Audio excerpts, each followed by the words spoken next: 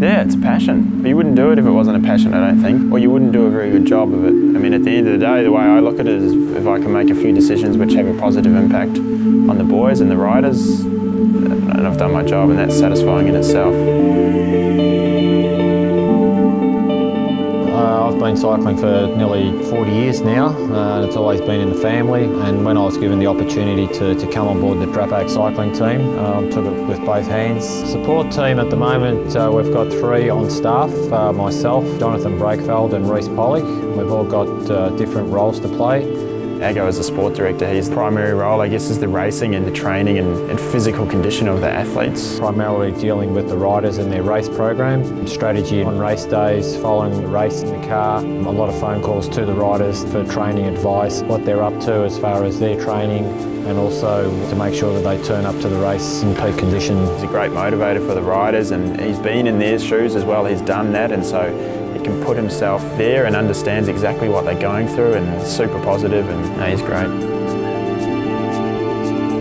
On the other hand, we've got Rhys, who's the athlete manager and logistics person. Basically, his role is to look after the riders' needs as far as travelling, accommodation and so forth. Getting the riders to and from events, whether it be a training event or an actual racing event.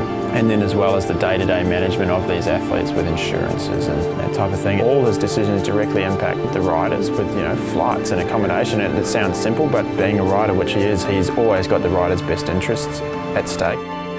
I fit in as a team manager. I am a mechanic, so I guess at the race my primary role is to work with the bikes, and then away from the racing to manage the team, which a big component of that is to work with the partners to make sure that they're getting the full benefits of being on board with Drapac and finding those future partners to take the team to the next step.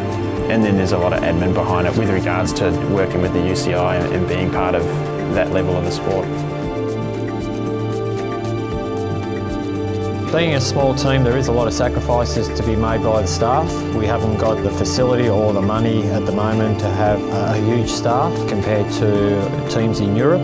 So we really sometimes delve into each other's line of work, which is not a problem, where everyone's happy to help each other out. Oh yeah, there's definitely challenges. It would be boring without challenges though. It can be a fairly time-intensive exercise. I mean, you go to a tour and it can be from 6 o'clock in the morning to midnight for 10 days straight.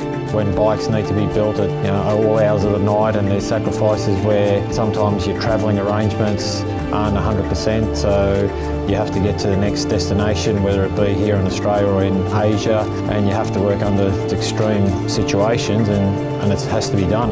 And without such a strong team, I don't think you'd be able to sustain it. I mean, yeah, it's tricky, but it's good. It's introducing a personality. I mean, the first thing we'll do is try and seek a few people and get a couple of names, but then we will take that in-house and bounce that off not only the staff, but bounce it off the riders, because it's one big team. All of these personalities need to mesh and gel really well so that when things are up or things are down, it's fine. You know, it's a close-knit, well-oiled machine. So yeah, we definitely look within our ranks to assess any personality that would be coming in.